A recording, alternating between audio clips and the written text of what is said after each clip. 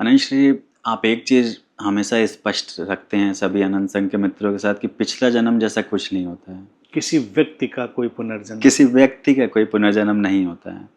लेकिन कुंडली को अगर देखें तो पूरा के पूरा पिछले जन्म के जो कर्म होते हैं, जिसको प्रारब्ध कर्म के, उसके आधार पे ही कुंडली बनाई जाती है। और ऐसा कहा जाता है कि इस जन्म की जो गतिविधियां हैं उसको हम इससे समझ सकते हैं। तो प्रारब्ध, किसी व्यक्ति का पिछला जन्म और इस जन्म की गतिविधियां, इसको समझाने का वो करिए।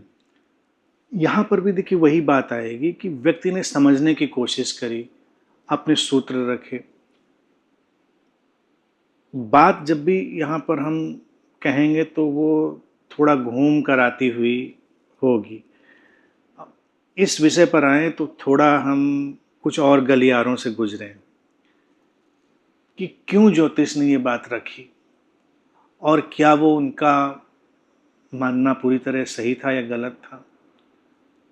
ज्योतिष ने एक मान्यता ली जो कि आज विज्ञान भी उससे सहमत होता हुआ दिखता है कि यहाँ सब कुछ को प्रभावित करता है। ऐसा कुछ भी नहीं है जो एक दूसरे को प्रभावित ना कर रहा हो। तो उस दृष्टि में ज्योतिष ने लिया कि कुछ ऐसी जागतिक स्थितियां हो सकती हैं, कुछ ऐसी प्लैनेटरी पोजीशन हो सकती हैं जो मनुष्य को प्रभावित करती हैं। उस पोजीशन से उन्होंने कुछ फार्मूले निकाले, कुछ गणित बिठाई। ठीक है ये बात, लेकिन यहाँ पर एक गणित बिठाने का उनका मामला है। मुद्दा ये है, बहुत एनालिसिस करेंगे तो वो चीज़ें थोड़ी सी गड़बड़ नज़र आएंगी कि ग्रह उसमें कुछ हैं भी, कुछ नहीं भी हैं। और सबसे रोचक बात ये है, अगर हम देखें कि जिस धरती ग्रह पर हम बैठे हैं और जिस धरती ग्रह पर सारा जीवन पनप रहा है, जिसकी सारी बातें हो रही, वो धरती ग्रह ही उसमें नहीं है। बाकी सब ग्रह हैं मंगल ग्रह है, बृहस्पति है, शनि है, दूर दराज के ग्रह बैठे हुए हैं।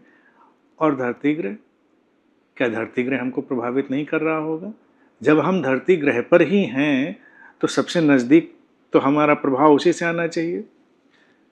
ये एक बात हुई तर्क की, लेकिन इसको हम छोड़ इसलिए सकते हैं कि चलो कोई फार्मूला लगाया उन्होंने कि हम इसको एक्सक्लूड करके भी इन स्थितियों से हम कोई आकलन कर सकते हैं।